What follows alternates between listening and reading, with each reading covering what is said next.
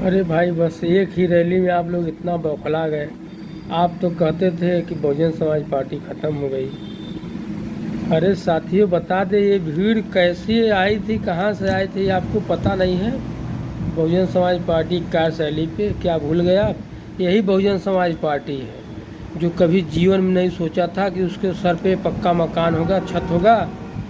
लाखों लाख लोग जो जीवन पूरा बिता दिए थे, रोड के किनारे सोते थे झुग्गी झोपड़ी बना के, उसको मानवर कांसीराम साहब आवास बनाकर 15 से 20 लाख का आवास देने का काम कौन किया था? यही बहुजन समाज पार्टी। यही बहुजन समाज पार्टी है जो कभी जीवन में नहीं सोचा था कि हम सरकारी नौकरी करेंगे। साक्षर जिसको बस सिग्नेचर करने आता था, वैसे व्यक्तियों को 1,08,000 व्यक्तियों को प्रदेश में सफाई कर्मी के नाम पर बहन कुमारी मायावती जी ने भरकर उसे जो है रोजगार देने का काम किया। तो भीड़ जाएगी नहीं? ये वही लोग हैं।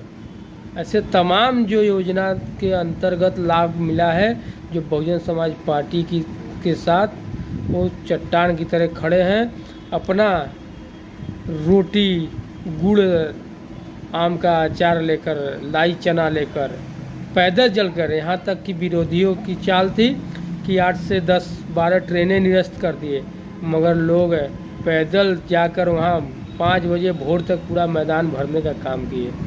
ये वही बहुजन समाज के लोग हैं। इस बार बहन कुमारी मायावती जी को 2027 में यूपी का मुख्यमंत्री बनाएंगे।